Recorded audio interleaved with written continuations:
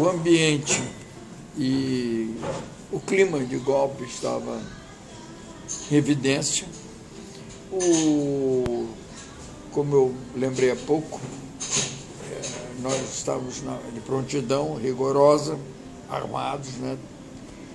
E hoje estou com a voz um pouco melhor, já melhorei da gripe e tal, a dicção está razoável. E na manhã do dia 1º de abril, não foi dia 31 de março. Repito que esse golpe foi golpe até na data que eles camuflaram. Eu camuflo ainda de 31 de março. Mentira, é o 1º de abril mesmo. Na manhã de 1º de abril, bem cedo, nós fomos procurados lá no regimento, o subcomandante, o coronel Carnaúba, que me chamou, só a mim, e alguns sargentos do tal grupamento que estava acantonado, bivacado, enfim, que estava ali no Maracanã, aquela tropa que veio de Juiz de Fora, que os sargentos vieram dizer que não iriam aderir ao golpe e tudo fariam para que a munição não ficasse disponível para o golpe, para vocês terem uma ideia. Daí, por que eu digo, sempre coloquei em livro meu e tudo, que foi um golpe facílimo, muito fácil o golpe.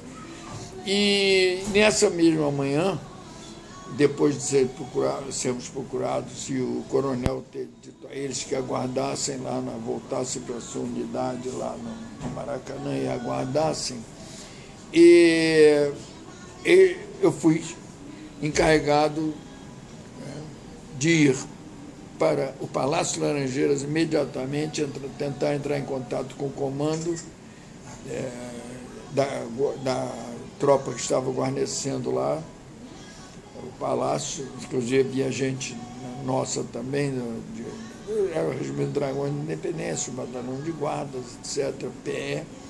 Eu não sabia exatamente naquele momento quem estava ali, que eu entrasse em contato com a Presidência da República, porque havia interferência nas comunicações, e assim contato direto era melhor, e soubesse dos rumos, né, da diretriz lá da Presidência da República, e dali eu voltasse para o Ministério do Exército, ali junto à Central do Brasil, e assumisse o comando da Guarda, porque chegou a notícia de que os golpistas coronéis, aí já coronéis, tinha generais também, oficiais de posto, né, bem mais elevado, estavam reunidos lá no Ministério do Exército, né, para o golpe, que eu assumisse o comando da Guarda, do Ministério do Exército, e aguardasse ordens, sempre em contato direto com o meu regimento, né, com o comando, tanto o comandante como o subcomandante, estava guardando. Então, eu fui para o Palácio Laranjeiras, mas quando eu cheguei lá, o presidente já tinha saído, e já existia, né, essa frase ali entre os poucos oficiais que estavam ali, essa frase eu já soube ali na hora do presidente dizendo que ia abdicar porque não queria derramamento de sangue entre irmãos brasileiros. E do lado ali do Palácio Guanabara nós sabíamos que estava o grupo de Lacerda, esse golpista civil, né? Como sempre existe o jornalismo, um tipo de jornalismo de imprensa que favorece esse estado de coisas, né? Esse tipo, por motivos recônditos às vezes. E então já sabíamos que ali no Palácio estavam Lacerda com oficiais golpistas, a paisana, e com armados, então bobagem, armazinhas seriam inúteis num confronto.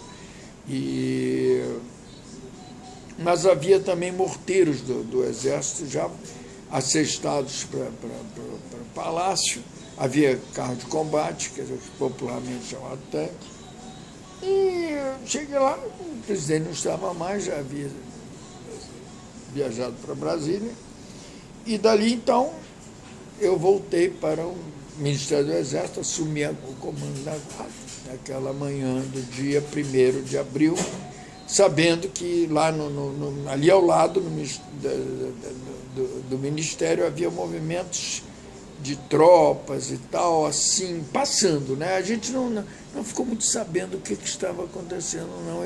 Eu ficava pensando, cadê os oficiais superiores fiéis ao governo e à ordem constituída? Cadê os oficiais coronéis, generais, do Jango, digamos assim, do poder, né, instaurado, da ordem da legalidade? É estranho aqueles movimentos e tal.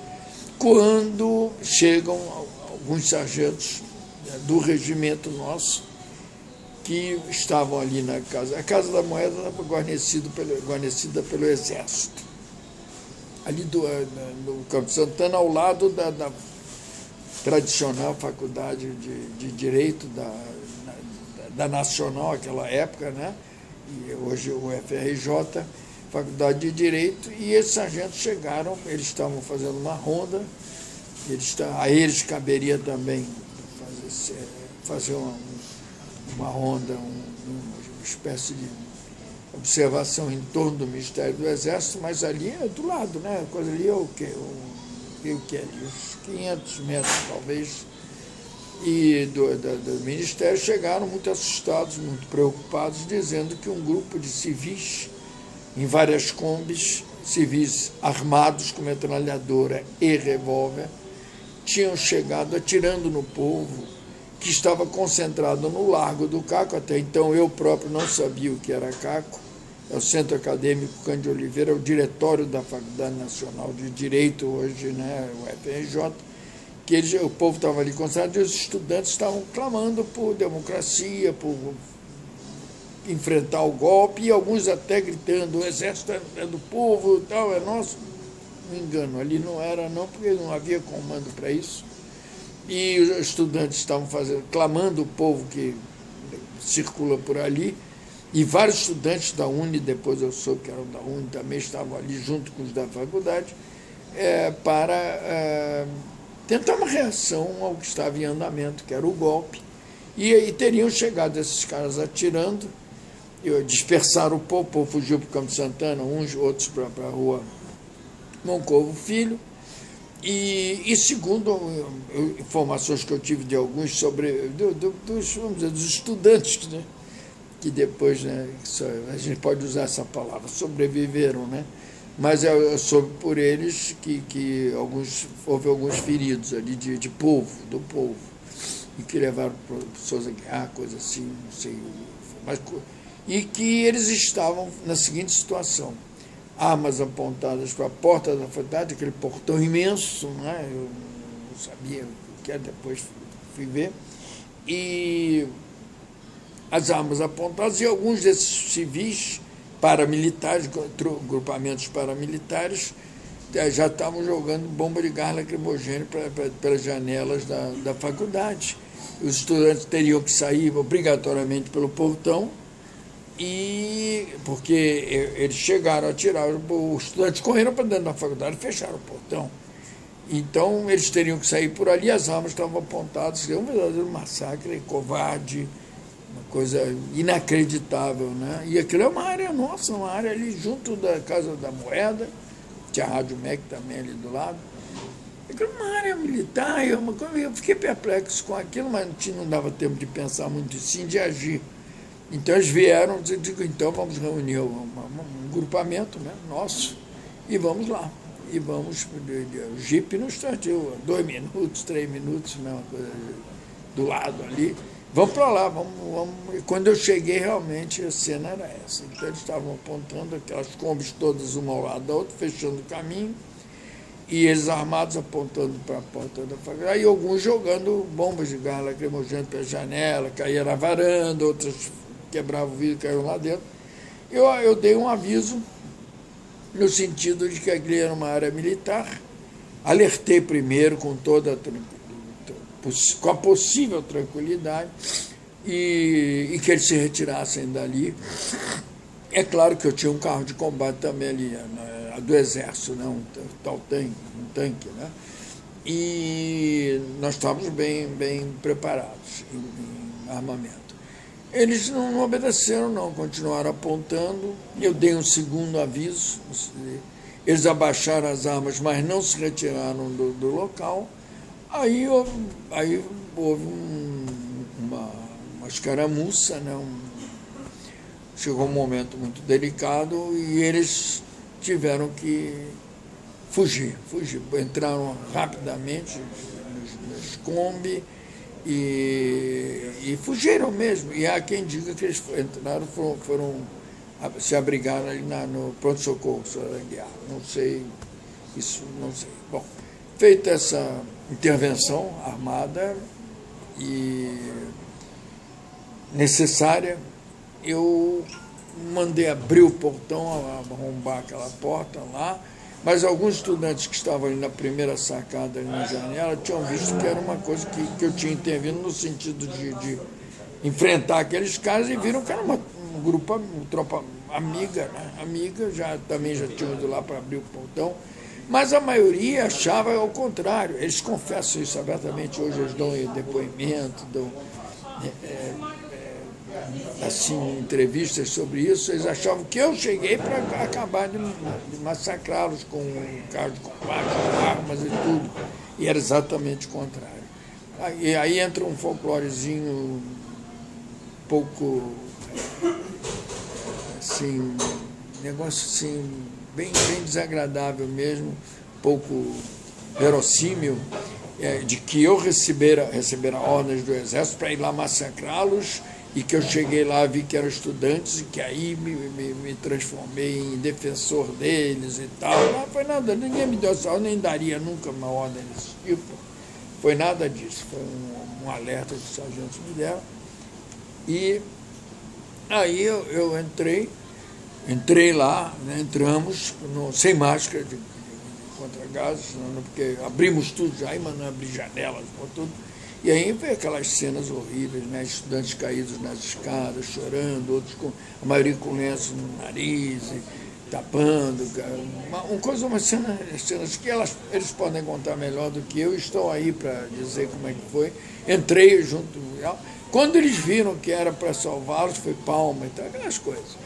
E encontrei até algumas estudantes, jovens, todos tinham 18, 19 anos, nos banheiros trancados, porque no banheiro entrava pouco, o gás era mínimo ali, e algumas delas são do grupo Torturando Nunca Mais, esse grupo extraordinário de mulheres corajosas e até hoje lutando aí pelo que é justo, né, que os torturadores e assassinos sejam punidos e no sentido de se encontrarem os cadáveres, esses corpos, enfim, mas depois a gente fala sobre isso.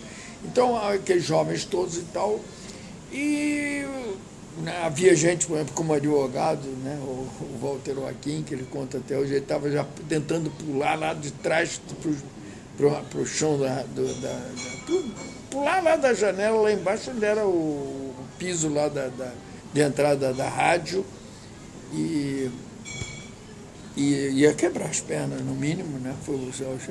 Cheguei nessa hora ali, enfim,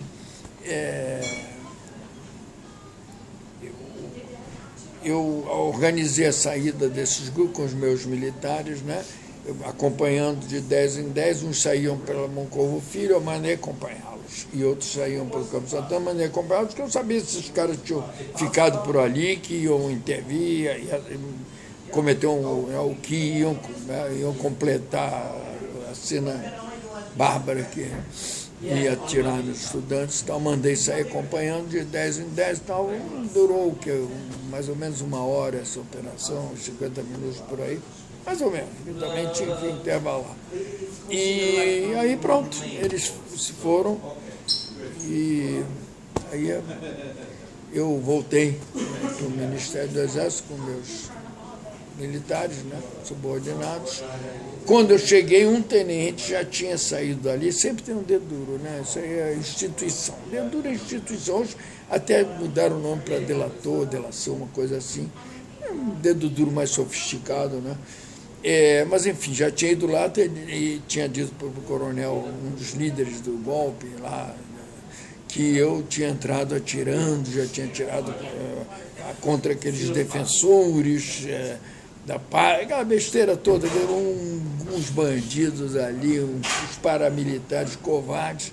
Mas não, é mentira, eu não entrei assim, não houve essa coisa, essa intervenção assim, né? Já tinha ele contar lá, envenenado lá o coronel, vou dar o nome do coronel e tudo.